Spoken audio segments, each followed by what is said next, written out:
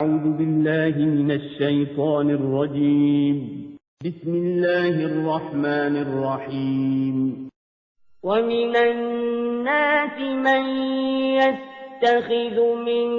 دون الله أندادا يحبونهم كحب الله والذين آمنوا أشد حبا لله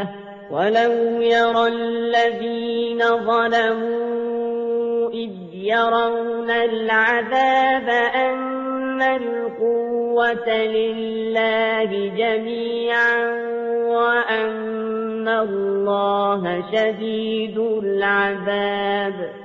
إذ تبرأ الذين اتبعوا من الذين اتبعوا ورأوا العذاب وتقطعت بهم الأسباب وقال الذين اتبعوا لو أن لنا كرة فنتبرأ منهم كما تبرؤوا منا كذلك يريهم الله أعمالهم حسرات عليهم وما هم بخارجين من النار يا أيها الناس كلوا مما في الأرض حلالا طيبا ولا تتبعوا خطوات الشيطان إنه لكم عدو مبين إنما يأمركم بالسوء والفحشاء وأن تقولوا على الله ما لا تعلمون وإذا قيل لهم اتبعوا ما أنزل الله قالوا بل نتبع ما ألفينا عليه آباءنا أولو كان آباؤهم لا يعقلون شيئا ولا يهتدون ومثل الذين كفروا كمثل الذي ينعق بما لا يسمع إلا دعاء ونداء صم بكم عمي فهم لا يعقلون. الحمد للہ رب العالمین والصلاة والسلام علی محمد الامین فاعوذ باللہ من الشیطان الرجیم بسم اللہ الرحمن الرحیم. خواتین و حضرات، یہ سورہ بقرہ کی آیت 165 ہے جس سے درس کی ابتدا ہو رہی ہے. اس سے پہلے یہ بات واضح کر دی گئی کہ لوگوں کا معبود ایک ہی معبود ہے اور وہ اس کائنات کا پروردگار ہے. وہ وہی ہستی ہے جس نے زمین و آسمان بنائے ہیں اور رات دن کی آمد و شد میں، کشتیوں کے چلنے میں، سمندروں کے پانی میں، دریاؤں کی روانی میں اس کی نشانیاں دیکھی جا سکتی ہیں. اس کے بعد فرمایا کہ وَمِنَ النَّاسِ مَن يَتَّخِذُ مِن دُونِ اللَّهِ أَندَادًا. یہ زمین و آسمان کی نشانیاں ہیں. ان نشانیوں کے باوجود لوگوں میں ایسے بھی ہیں جو اوروں کو معبود بنا بیٹھتے ہیں. یعنی اوروں کو معبود بنانے کے لیے تو اس دنیا کے اندر کوئی چیز نہیں ہے کہ جو انسان کو توجہ دلاتی. ایک صاحب عقل آدمی، صاحب بصیرت آدمی اللہ تعالیٰ کی ذات کے بارے میں تو ہو سکتا ہے کسی تردد میں مبتلا ہو جائے، لیکن یہ بات کہ وہ اللہ کے سوا دوسروں کو معبود بنا لے، اس کے لیے نہ عقل میں کوئی نشانی ہے، نہ بصیرت اس کی تائید کرتی ہے، نہ انسان کا فہم اس کو قبول کرنے کے لیے تیار ہوتا ہے. یہ ایسی چیز ہے کہ جو کبھی بھی اپنے پیچھے کوئی دلیل یا برہان لے کر نہیں آ سکی. انسان توہمات کی وجہ سے کسی چیز کو اختیار کر لے تو کر لے، لیکن یہ نہیں ہو سکتا کہ وہ اس کے لیے کوئی دلیل یا برہان پیش کر سکے. اس کو قرآن مجید نے جگہ جگہ موضوع بنایا ہے. یہاں پھر ایک مرتبہ یہ فرمایا کہ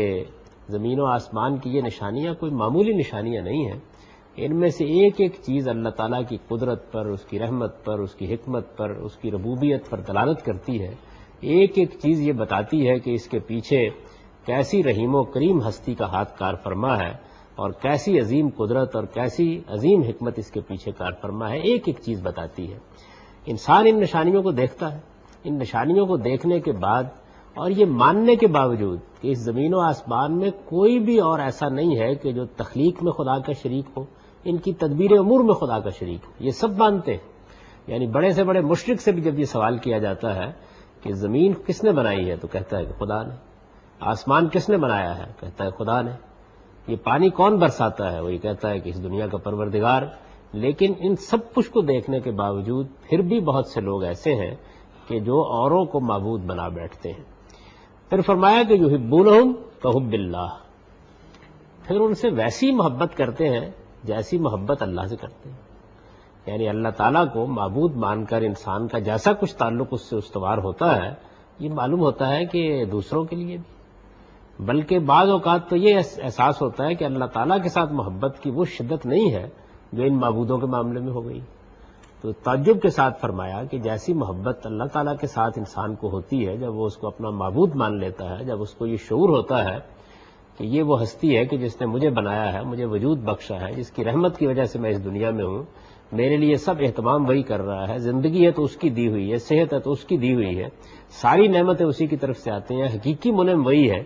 جب یہ باتیں انسان کے ذہن پر اور اس کے شعور پر وارد ہوتی ہیں تو اللہ تعالیٰ کے ساتھ ایک محبت محسوس کرتا ہے، ایک تعلق محسوس کرتا ہے. اسی نوعیت کا تعلق فرمایا کہ یہ لوگ جن کو معبود بنا بیٹھتے ہیں ان کے ساتھ محسوس کرتے ہیں. والذین آمنوا اشد حبا للہ، اور ایمان والوں کو تو سب سے بڑھ کر اپنے اللہ سے محبت ہوتی ہے. یعنی اگر آدمی میں سچا ایمان ہو تو پھر تو یہ نہیں ہو سکتا، پھر تو یہ ہوگا کہ ساری دنیا سے بڑھ کر، ماں سے بڑھ کر، باپ سے بڑھ کر، دنیا کی ساری نعمتوں سے بڑھ کر اگر آدمی میں سچا ایمان ہے تو وہ اپنے پروردگار سے محبت محسوس کرے گا. تو ارشاد فرمایا کہ یہ کیسے مسلمان ہیں، کیسے ماننے والے ہیں، کیسے ایمان لانے والے ہیں، کیسے اللہ تعالیٰ کے ساتھ تعلق کا دعویٰ کرنے والے ہیں کہ انہوں نے جو معبود بنا رکھے ہیں ان معبودوں کے ساتھ ویسی محبت کرتے ہیں جیسی محبت اللہ تعالیٰ کے ساتھ کرتے ہیں. جبکہ اہل ایمان کا معاملہ اس کے بالکل برخلاف یہ ہوتا ہے کہ وہ دنیا کی ہر چیز سے بڑھ کر اپنے پروردگار سے محبت کرتے ہیں. تو اب جب یہ ساری بات واضح کر دی تو فرمایا وَلَوْ يَرَى الَّذِينَ ظَلَمُوا إِذْ يَرَوْنَ الْعَذَابَ أَنَّ الْقُوَّةَ لِلَّهِ جَمِيعًا وَأَنَّ اللَّهَ شَدِيدُ الْعَذَابِ. یا کاش یہ ظالم اس وقت کو دیکھیں جب یہ عذاب دیکھیں گے. یعنی اس وقت تو یہ ساری باتیں جس طرح ان کے منہ میں آتا ہے کہ گزرتے ہیں، لیکن اگر یہ اس وقت کو دیکھ سکتے اور اس دنیا میں دیکھ سکتے اور اس وقت جب یہ توہمات میں مبتلا ہوتے ہیں اس وقت دیکھ سکتے کہ اللہ تعالیٰ کی طرف سے جب پردے اٹھا دیے جائیں گے اور اللہ تعالیٰ کا عذاب نمودار ہو جائے گا تو اس وقت جس حقیقت سے دوچار ہونا پڑے گا وہ حقیقت کیا ہے؟ ان القوۃ للہ جمیعا، کہ زور و اختیار تو سب اللہ ہی کا تھا. یعنی نہ کوئی اس میں شریک تھا، نہ کسی کا کوئی ہاتھ تھا، نہ کوئی تخلیق میں شریک تھا، نہ کوئی تدبیر امور میں شریک تھا. اس وقت حقیقت کھل جائے گی. یعنی اس وقت تو آدمی اپنے توہمات کی وجہ سے بہت سی چیزیں مان سکتا ہے. تو فرمایا کہ جس وقت سامنے عذاب موجود ہوگا، معلوم ہو جائے گا کہ جن لوگوں نے جانتے بوجھتے حقائق کا انکار کیا ہے ان کو اب سزا ملنے والی ہے. تو اس موقع کے اوپر دائیں بائیں مڑ کر جب انسان دیکھے گا تو اس کو یہ معلوم ہوگا کہ کوئی بھی نہیں ہے جو اس کو بچا سکتا ہو. ان القوۃ للہ جمیعا، ساری قوت، ساری طاقت، سارا زور، سارا اختیار اس وقت اللہ کے ہاتھ میں ہوگا. وان اللہ شدید العذاب. اور فرمایا کہ اس طرح کے لوگ ہیں جن کے بارے میں یہ بات بھی اس وقت واضح ہو جائے گی کہ ان کو اللہ بڑا سخت عذاب دینے والا ہے. یعنی وہ لوگ جن سے کوئی غلطی ہوئی ہے، جن سے کوئی کوتاہی ہوئی ہے، جن کی سمجھ میں کوئی بات نہیں آئی ہے، وہ تو قابل معافی ہو سکتے ہیں. لیکن یہ لوگ کہ جن کے پاس نہ کوئی دلیل تھی، نہ کوئی برہان تھی، نہ اس معاملے میں کوئی خلجان واقع ہو سکتا تھا، جنہوں نے محض اپنے توہمات کی وجہ سے دوسروں کو معبود بنا کے ان کو خدا کے برابر کھڑا کر دیا، ان کے پاس کیا دلیل تھی پیش کرنے کے لیے، اور یہ کس وجہ سے اس غلطی میں مبتلا ہوئے. تو ارشاد فرمایا کہ یہ اللہ کے عذاب سے بچ نہیں سکیں گے، اور ان پر یہ حقیقت اس وقت واضح ہو جائے گی کہ ساری طاقت اور سارا زور اور سارا اختیار اللہ ہی کے ہاتھ میں ہے. اور یہ حقیقت بھی واضح ہو جائے گی کہ اسی طرح کے لوگ ہوا کرتے ہیں جن کو اللہ سخت ترین عذاب دیتا ہے. یعنی اللہ تعالیٰ اپنے بندوں کے ساتھ بڑی رحمت اور شفقت کا معاملہ کرتے ہیں، لیکن وہ لوگ جو اس تنبیہ کے باوجود، انبیاء علیہم السلام کے اس طرح متنبع کرنے کے باوجود، جانتے بوجھتے اللہ تعالیٰ کے مقابل میں دوسروں کو معبود ٹھہراتے ہیں، فرمایا یہ حقیقت اس دن ان پر واضح ہو جائے گی کہ یہی ہے جن کو اللہ سخت ترین عذاب سے دوچار کرتے ہیں۔ اس تبرأ الذین اتبعوا من الذین اتبعوا، فرمایا اس وقت جب وہ لوگ جن کی پیروی کی گئی، یعنی ظاہر ہے کہ اس دنیا کو اللہ تعالیٰ نے اس اصول پر بنایا ہے کہ اس کے اندر کچھ لوگ ہیں کہ جو لوگوں کی رہنمائی کرتے ہیں، پھر لوگ ان کے پیچھے چلتے ہیں، اور پیچھے چلنے کی حد یہ ہے کہ ان کو معبود تک بنا بیٹھتے ہیں، ان کو پوجنا شروع کر دیتے ہیں، ان سے اپنی ساری چیزیں وابستہ کر بیٹھتے ہیں۔ تو ارشاد فرمایا کہ جب قیامت میں وہ وقت آ جائے گا کہ جن کی پیروی کی گئی وہ اپنے پیرووں سے بے تعلقی ظاہر کرتے ہیں، یعنی جن کو یہاں معبود بنایا گیا، جن بڑی بڑی ہستیوں کو غیر معمولی اہمیت دی گئی، وہ صاف صاف اظہار برات کر دیں گے اور یہ کہہ دیں گے کہ ہمارا تو ان سے کوئی تعلق نہیں۔ ظاہر ہے کہ اس سے زیادہ فضیلت کا کوئی موقع نہیں ہو سکتا کہ جن کے اوپر بھروسہ تھا وہی پتے ہوا دینے لگ جائیں۔ تو اس تبرأ الذین اتبعوا من الذین اتبعوا، اس وقت جب وہ لوگ جن کی پیروی کی گئی اپنے پیروں سے بے تعلقی ظاہر کر دیں گے، ورأوا العذاب، اور عذاب سے دوچار ہوں گے، یعنی سامنے اللہ تعالیٰ کی سزا منتظر ہوگی کہ ان کے جرم کو واضح کر دینے کے بعد اللہ تعالیٰ ان کو اب اس عذاب سے حوالے کر دیں گے۔ وَتَقَطَّعَتْ بِهُمُ الْأَسْبَابُ، اور فرمایا اور ان کے تعلقات یک قلم ٹوٹ جائیں گے، یعنی وہاں نہ کوئی رابطہ رہ جائے گا، باقی نہ کوئی تعلق رہ جائے گا، نہ کوئی ساجھیداری رہ جائے گی، نہ کوئی رشتہ داری رہ جائے گی، سب معاملات ختم ہو جائیں گے، نہ پیر مریدوں کو پوچھ رہے ہوں گے، نہ مرید پیروں کو پوچھ رہے ہوں گے، سارے تعلقات جب ختم ہو جائیں گے۔ وَتَقَطَّعَتْ بِهُمُ الْأَسْبَابُ، ارشاد فرمایا وَقَالَ الَّذِينَ اتَّبَعُوا، اس وقت جب یہ صورت ہو جائے گی اور ایسی بے تعلقی کا موقع ہوگا تو یہ پیروں جو ہیں، پیچھے چلنے والے جو ہیں، لیڈروں کے پیچھے چلنے والے، پیروں کے پیچھے چلنے والے، اپنے بڑوں کو معبود بنا لینے والے، یہ سب جتنے لوگ ہیں یہ عامی جو اس موقع کے اوپر کھڑے ہو کر یہ کہیں گے کہ اے کاش لو ان لنا کرۃ فنتبرأ منہم کما تبرؤوا منا، اے کاش ایک مرتبہ پھر ہمیں دنیا میں جانا کا موقع ملے، یعنی ایک مرتبہ اللہ تعالیٰ اب دنیا میں واپس بھیج دیں تو ہم بھی اسی طرح ان سے اظہار برات کریں گے جس طرح اب یہ ہم سے اظہار برات۔ یہ اس حسرت ناکی کی تصویر کھینچ دی ہے کہ جن کو دنیا میں تم سمجھتے ہو کہ یہ تمہارے لیے سفارش کریں گے اور یہ اللہ کے حضور میں کھڑے ہو جائیں گے اور یہ خدا کا دامن پکڑ لیں گے اور یہ عرش کا پایا اس وقت تک نہیں چھوڑیں گے جب تک تم کو چھڑا نہیں لیں گے، یہ سب کے سب اس وقت خدا کے سامنے کھڑے ہوں گے۔ جن کو تم پوچھتے رہے ہو یہ اس موقع کے اوپر بڑی صفائی کے ساتھ یہ کہہ دیں گے کہ ہمارا تو ان سے کوئی تعلق نہیں ہے، ہم نے کبھی بھی ان کو اس طرح کی کوئی تعلیم نہیں دی۔ اس کی بڑی ہی افسوسناک مثال وہ ہے اور بڑی عبرتناک مثال وہ ہے جو سورہ مائدہ میں آگے آئے گی کہ سیدنا مسیح علیہ السلام، کیونکہ ان کو تو اللہ کا بیٹا بنا دیا گیا اور ایک پوری کی پوری امت اسی عقیدے کی حامل ہو گئی اور ان کو گویا گاڈ ان فلیش کہہ کر اس دنیا کے اندر وہی حقوق دے دیے گئے جو اللہ تعالیٰ کے لیے ہوا کرتے ہیں، تو ان کے ساتھ مکالمہ نقل کیا اللہ تعالیٰ نے اپنا کہ میں قیامت میں ان سے پوچھوں گا کہ یہ تم نے ان کو کہا تھا کہ مجھے معبود بناؤ اور میری ماں کو معبود بناؤ، تو وہ صاف صاف یہ کہہ دیں گے کہ پروردگار جب تک میں ان کے درمیان میں رہا اس وقت تک میں نے ان کو توحید کی تعلیم دی، جب آپ نے مجھے ان کے اندر سے اٹھا لیا اس وقت سے لے کے اب تک آپ جانتے ہیں کہ یہ کیا کرتے رہے ہیں اور یا یہ جانتے ہیں کہ یہ کیا کرتے رہے ہیں، میں تو ان پہ نگران نہیں رہا۔ تو اس طریقے سے گویا وہ اظہار برات کر دیں گے۔ تو ارشاد فرمایا کہ جتنے معبود ہیں، خواہ وہ معبودان حق تھے خواہ وہ معبودان باطل تھے، سب کے سب ان لوگوں کے خیال کے مطابق سب اظہار برات کر دیں گے اور وہ یہ کہیں گے کہ معبود حقیقی اصل میں ایک ہی پروردگار ہے جو اس کائنات کا بنانے والا ہے۔ اس موقع کے اوپر پھر بڑی حسرت کے ساتھ یہ پیروں لوگ، پیچھے چلنے والے لوگ جو ہیں یہ کہیں گے کہ ایک مرتبہ ہمیں اور موقع مل جائے، لو ان لنا کرۃ فنتبرأ منہم کما تبرؤوا منا، ایک مرتبہ ہم کو موقع مل جائے تو ہم بھی اسی طریقے سے ان سے اظہار برات کریں گے، بے تعلقی ظاہر کر دیں گے جس طرح انہوں نے ہم سے بے تعلقی ظاہر کی ہے۔ کذالک یریہم اللہ اعمالہم حسرات علیہم وما ہم بخارجین من النار، اور فرمایا اس طرح سے اللہ ان کے اعمال کو انہیں حسرت بنا کر دکھائے گا، یعنی یہ فضیلت ہوگی۔ اس طریقے سے آدمی کے سامنے راستے بند ہو جائیں گے اور دوزخ سے نکلنے کے لیے وہ کوئی راہ نہ پا سکیں گے۔ ظاہر ہے کہ جب دنیا میں ان کو متنبع کیا گیا، انبیاء علیہ السلام کے ذریعے سے توجہ دلائی گئی اور انہوں نے کان نہیں دھرا، کسی کی بات پر کان نہیں دھرا، کسی کی بات سننے کے لیے تیار نہیں ہوئے، تو قیامت میں ان کی کوئی بات سننے کے لیے تیار نہیں ہو۔ اگر غلطی لگی ہوتی تو اللہ تعالیٰ یہاں اس کو درست کرنے کے لیے مواقع فراہم کر دیتے، لیکن جب ضد تھی، ہٹ درمی تھی، بات سننے کے لیے یہ تیار نہیں تھے، تو فرمایا کہ پھر اس حسرت سے ان کو دوچار ہونا پڑے گا قیامت کے دن کہ یہ خدا کے حضور میں پیش ہوں گے، تنہا کھڑے ہوں گے، اللہ تعالیٰ کے سوا کوئی نہیں ہوگا جس کے پاس اس وقت قوت اور زور اور اختیار ہو، ان کے تمام معبود ان سے اظہار برات کر دیں گے، کوئی ان کا ہاتھ پکڑنے والا نہیں ہوگا، جن کو یہاں یہ بڑی حیثیت دیتے رہے اور جن کی شانیں بیان کرتے رہے اور جن کی داستانیں سناتے رہے، وہ سب بے بسی کے ساتھ خدا کے حضور میں کھڑے ہوں گے۔ کوئی ان میں سے ایسا نہیں ہوگا کہ جو کسی کی شفاعت کر سکے، سفارش کر سکے، کسی کے ساتھ کھڑا ہو سکے، اللہ کے کسی فیصلے کو تبدیل کر سکے، اس کے اذن کے بغیر اس کے سامنے زبان کھول سکے۔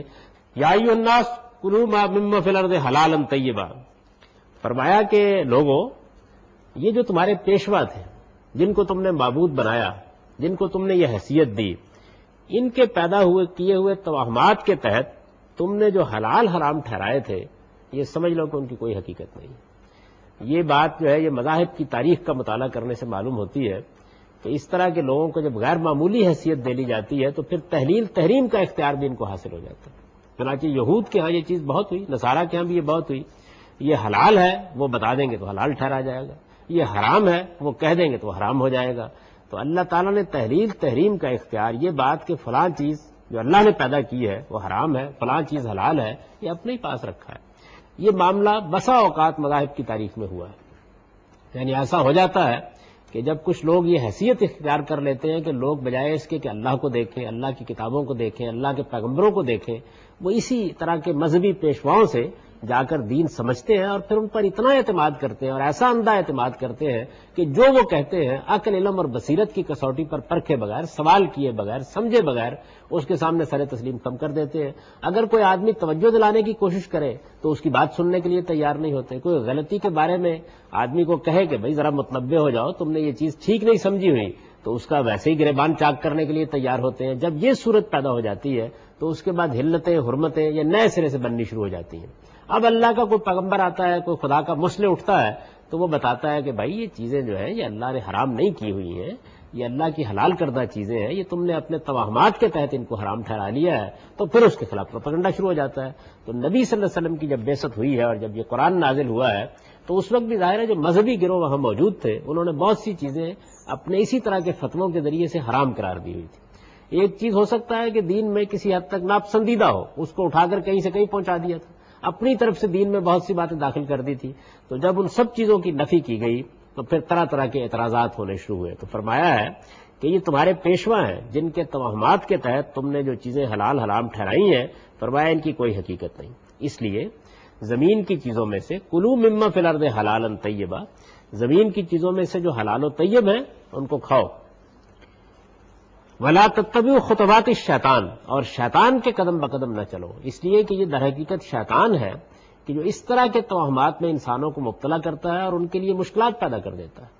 اس میں کچھ لوگ تو اپنے اوپر کچھ پابندیاں عائد کر کے اور کچھ آگے بڑھ کر ان چیزوں کو اختیار کیے رہتے ہیں، لیکن باقی لوگوں کے لیے پورا دین مشتبہ ہونا شروع ہو جاتا ہے۔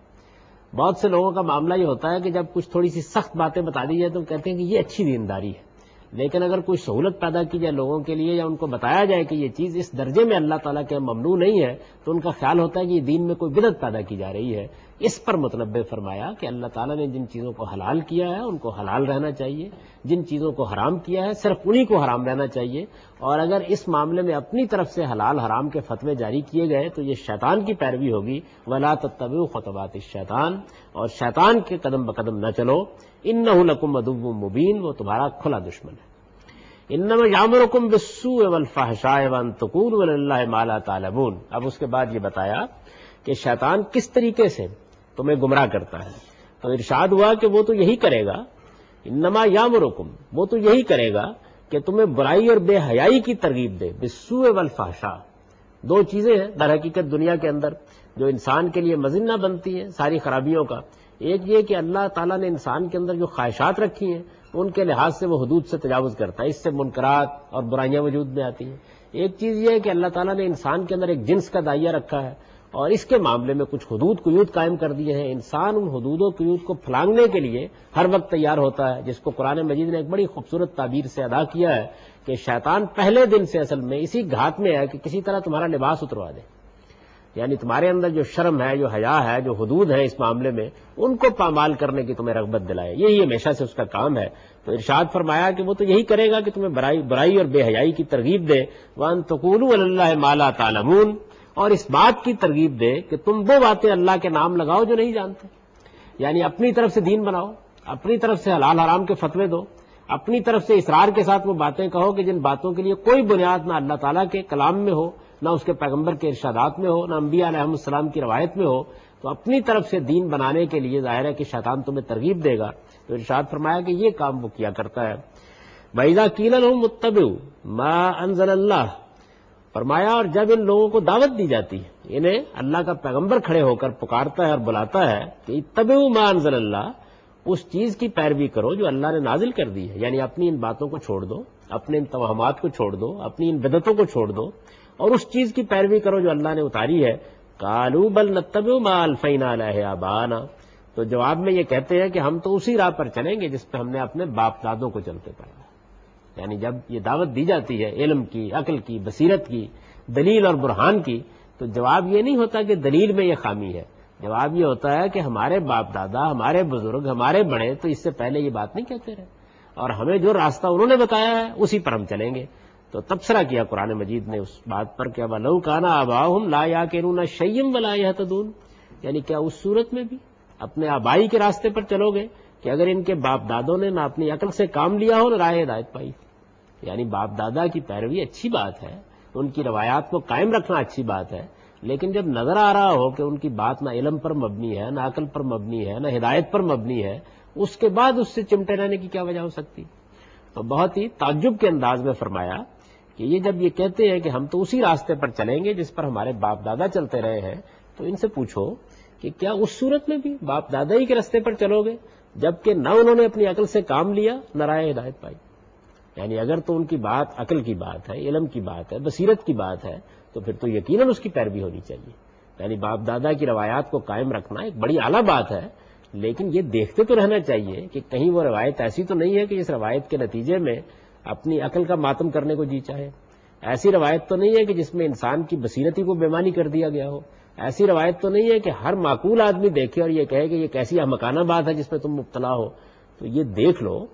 تمہیں جس چیز کی طرف توجہ دلائی جا رہی ہے اس کے لیے دلائل پیش کیے جا رہے ہیں، اس کے لیے بصیرت کو آواز دی جا رہی ہے، اس کے لیے تمہارے فہم کو آواز دی جا رہی ہے، یہ دیکھ لو۔ اگر یہ سمجھتے ہو کہ اس کے بعد بھی تمہیں باپ دادا کی پیروی کرنی ہے تو پھر انجام بھی اسی کے لحاظ سے تمہارے سامنے آ جائے گا۔ تو ارشاد فرمایا کہ کیا اس صورت میں بھی جبکہ ان کے باپ دادوں نے نہ اپنی عقل سے کام لیا ہو اور نہ راہ ہدایت پائی ہو۔ وَمَثَلُ الَّذِينَ كَفَرُوا كَمَثَلِ الَّذِي يَنْعِقُ بِمَا لَا يَسْمَعُ إِلَّا دُعَاءً وَنِدَاءً صُمٌّ بُكْمٌ عُمْيٌ فَهُمْ لَا يَعْقِلُونَ، اور فرمایا کہ حقیقت یہ ہے کہ یہ لوگ جنہوں نے اللہ کے بتائے ہوئے طریقے پر چلنے سے اس طریقے سے انکار کر دیا، یعنی اللہ کا راستہ ان پر واضح کیا گیا، اللہ کے پیغمبر نے ان پر واضح کیا، ان پر اللہ کی کتاب نازل ہوئی، ان کے سامنے حق بالکل مبرہن کر دیا گیا، جب یہ لوگ اس سب کچھ کے باوجود انکار کر رہے ہیں تو فرمایا ان کی مثال ایسی ہے جیسے کوئی شخص ان چیزوں کو پکارے جو پکارنے اور چلانے کے سوا کچھ نہ سنتی۔ یہ اصل میں بھیڑ بکریوں کے گلے کی تمثیل ہے، یعنی ایک بھیڑ بکریوں کا اگر گلہ ہو، چرواہا اس کے پیچھے پکارتا ہے تو اس کی آواز تو بے شک کانوں سے ٹکراتی ہے، لیکن اس سے آگے کچھ معلوم نہیں ہوتا کہ چرواہا کیا کہہ رہا ہے اور کیا چاہتا ہے۔ اس میں ظاہر ہے کہ اس بات کی تمثیل بیان کی گئی ہے کہ جانوروں کے لیے کچھ اشارات ہوتے ہیں جن کو وہ سمجھ لیتے ہیں، لیکن علم، عقل، بصیرت کی باتیں اور مکالمے نہیں کیے جا سکتے ان کے ساتھ۔ تو ارشاد فرمایا کہ ان کا حال بھی بالکل وہی ہو گیا ہے، یعنی اگر کوئی پکارنے والا پکارتا ہے تو یہ ہو سکتا ہے کہ کہیں ہانک لے جائے ان کو، بے معنی آوازوں پر تو یہ ہو سکتا ہے چل کھڑے ہوں، کچھ اشارے اور کچھ علامتیں جو پہلے سے ان کو سکھا دی گئی ہیں جس طرح جانوروں کو سکھا دی جاتی ہے ان پر تو ہو سکتا ہے یہ سر ہلانے لگ جائیں، لیکن انسانوں کو جس طریقے سے غلط راستے سے روکا جا سکتا ہے، جس طرح ان کی غلطی پر اسے متنبع کیا جا سکتا ہے، یہ ان کو نہیں کیا جا سکتا۔ ان کا معاملہ جو ہے وہ بالکل جانوروں کا سا ہو گیا ہے۔ صم بکم عمی فہم لا یعقلون، فرمایا یہ بہرے ہیں، گونگے ہیں، اندھے ہیں، اس لیے کچھ نہیں سمجھتے۔ یعنی اس میں شبہ نہیں کہ کان ہیں اور بہت تیز ہیں لیکن بہرے ہیں، اس میں شبہ نہیں ہے کہ زبانیں ہیں اور بہت تیز چلتی ہیں لیکن گونگے ہیں، کسی حق کی شہادت دینے کے لیے تیار نہیں ہے، اور اس میں بھی کوئی شبہ نہیں ہے کہ بہت دیکھتے ہیں، بڑی دور تک دیکھتے ہیں، دنیا کے معاملات کے بارے میں ان کو اللہ نے بڑی تیز نظر عطا کر رکھی ہے لیکن اندھے۔ اس لیے کچھ سمجھنے کے لیے تیار نہیں. تو یہ گویا ان سب لوگوں کے اوپر تبصرہ کر دیا کہ جن کا معاملہ یہ ہوتا ہے کہ وہ اپنے آباء و اجداد کے طریقوں کی پیروی کرتے ہیں، جو کچھ ان کو دین پہلے سے ملا ہوتا ہے اس کے اوپر عقل اور بصیرت سے غور کرنے کے لیے تیار نہیں ہوتے، جو باتیں سن رکھی ہوتی ہیں انہی باتوں کو اصل حقیقت سمجھتے ہیں. اگر کوئی خدا کا بندہ متنبع کرنے کی کوشش کرے تو اس کو اپنا دشمن قرار دیتے ہیں اور پھر اس کے پیچھے پڑ جاتے ہیں. تو اس طریقے سے یہ بات بتا دی کہ مسلمانوں، اب جب تم کو اللہ نے ایک نئی نبوت سے نوازا ہے اور تمہارے اوپر حق واضح کیا ہے اور تمہارے اوپر ایک نئی کتاب اتاری ہے اور تمہارے لیے ساری راستے واضح کر دیے ہیں، تو یہ سمجھ لو کہ اس سے پہلے جو لوگ گمراہ ہوتے رہے ان کا معاملہ کیا رہا ہے. اور اس طرح سے گویا ان سب لوگوں کو دعوت دے دی ہے کہ اللہ تعالیٰ کی توحید ہی اصل چیز ہے اور اللہ تعالیٰ کا دین ہی اصل چیز ہے، اور اللہ ہی کا حق ہے کہ وہ کسی چیز کو حلال قرار دے اور کسی کو حرام قرار دے. اور باپ دادوں کا راستہ، اس میں کوئی شک نہیں ہے کہ انسان کے لیے ایک اچھی روایت ہوتی ہے، لیکن اسی صورت میں جب وہ عقل کا راستہ ہو، بصیرت کا راستہ ہو، اس کو عقل کی کسوٹی پر پرکھ کر بتایا جا سکے کہ یہ صحیح راستہ ہے، ورنہ تنہا یہ دلیل کافی نہیں ہے کہ ہمارے باپ دادا اسی راستے پر چلتے رہے. اب اس کا سادہ ترجمہ سن لیجئے. اور زمین و آسمان کی ان نشانیوں کے باوجود لوگوں میں ایسے بھی ہیں جو اوروں کو اللہ کے برابر ٹھہراتے ہیں، وہ ان سے اسی طرح محبت کرتے ہیں جس طرح اللہ سے محبت کرتے ہیں. اور ایمان والوں کو تو سب سے بڑھ کر اپنے اللہ سے محبت ہوتی ہے. اور اگر یہ ظالم اس وقت کو دیکھیں جب یہ عذاب دیکھیں گے تو ان پر یہ حقیقت واضح ہو جائے کہ زور و اختیار سب اللہ ہی کا ہے، اور یہ کہ اس طرح کے لوگوں کو اللہ بڑا ہی سخت عذاب دینے والا ہے. اس وقت جب وہ لوگ جن کی پیروی کی گئی اپنے پیرووں سے لا تعلقی ظاہر کر دیں گے اور عذاب سے دوچار ہوں گے اور ان کے تعلقات یک قلم ٹوٹ جائیں گے اور ان کے پیروں کہیں گے کہ اے کاش ہمیں ایک مرتبہ پھر دنیا میں جانے کا موقع ملے تو ہم بھی ان سے اسی طرح بے تعلقی ظاہر کریں جس طرح انہوں نے ہم سے بے تعلقی ظاہر کی ہے. یوں اللہ ان کے اعمال انہیں حسرت بنا کر دکھائے گا اور دوزخ سے نکلنے کے لیے وہ کوئی راہ نہ پا سکیں گے. لوگوں، اپنے انہی پیشواؤں کے پیدا کیے ہوئے توہمات کے تحت تم نے جو حلال و حرام ٹھہرائے ہیں ان کی کوئی حقیقت نہیں. اس لیے زمین کی چیزوں میں سے جو حلال و طیب ہے انہیں کھاؤ اور شیطان کے قدم بقدم نہ چلو، وہ تمہارا کھلا دشمن ہے. وہ تو یہی کرے گا کہ تمہیں برائی اور بے حیائی کی ترغیب دے اور اس کی کہ تم وہ باتیں اللہ کے نام لگاؤ جو تم نہیں جانتے. اور جب انہیں دعوت دی جاتی ہے کہ اپنی ان باتوں کو چھوڑ کر اس چیز کی پیروی کرو جو اللہ نے اتاری ہے، تو کہتے ہیں کہ ہم تو اسی راہ پر چلیں گے جس پر ہم نے اپنے باپ دادوں کو چلتے پایا ہے. کیا اس صورت میں بھی کہ اگر ان کے باپ دادوں نے نہ اپنی عقل سے کام لیا ہو اور نہ راہ ہدایت پائی ہو. اور حقیقت یہ ہے کہ یہ لوگ جنہوں نے اللہ کے بتائے ہوئے طریقے پر چلنے سے اس طرح انکار کر دیا ہے، ان کی تمثیل ایسی ہے جیسے کوئی شخص ان چیزوں کو پکارے جو پکارنے اور چلانے کے سوا کچھ نہ سنتی ہو. یہ بہرے ہیں، گونگے ہیں، اندھے ہیں، اس لیے کچھ نہیں سمجھتے. اقول قولی ھذا واستغفر اللہ لی.